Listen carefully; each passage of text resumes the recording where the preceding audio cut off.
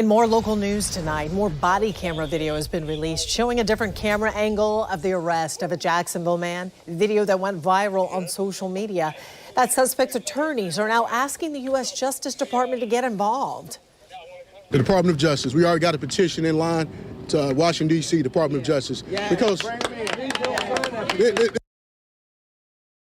the civil rights attorney says the arrest of LaKen Woods was unnecessarily violent, but Sheriff T.K. Waters said his officers acted in accordance with their training. Yeah, they took Woods into custody following a suspected drug deal. And we'd like to warn you, the body camera footage you're about to see is graphic in nature. News from Jackson reporter Alicia Hatcher has been following this case closely and joins us now live. Alicia?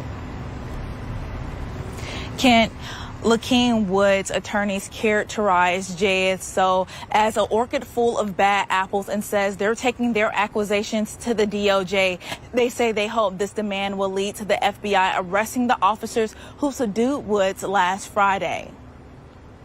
The Jacksonville Sheriff's Office released a new body camera from a different viewpoint. In the video, an officer arrives at the scene with Woods on the ground. The officer is seen holding Woods down as he and several other officers attempt to handcuff him. An officer is seen punching Woods in the ribs and elbows him in the head several times as Wood breathes heavily.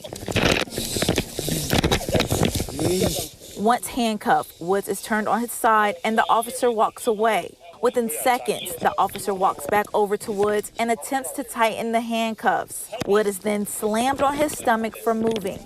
Moments later, Woods' dad arrives at the scene. Man, that ain't right, man. Why y'all do like that? News4Jax spoke with retired JSO Director Tom Hackney on how the use of force will be reviewed. If you saw those tasers being deployed time after time after time after he was in custody and complying and laying there, not moving and not resisting, you would see something like that. Yeah, you certainly would look at that as, that's way over the line. If punches and kicks and any of that stuff happen after he's in control, there's another line of something that you would look at and say, yeah, that's excessive force. Other footage captures officers searching the truck Woods was in. Bingo. Woods' family is now fighting for the Justice Department to investigate. We spoke to attorney Randy Reep, who is not connected to this incident, about the potential legal outcome. Think of the Justice Department as maybe like the review official in a football game. They're theoretically an independent party that's going to come and look at all the evidence, which is different in this case than the first TikTok videos that we saw. They're going to look at all the videos, all the evidence to determine if a civil rights violation occurred. It can absolutely is the appropriate place for people to go if you think that your civil rights were violated. That is a proper forum.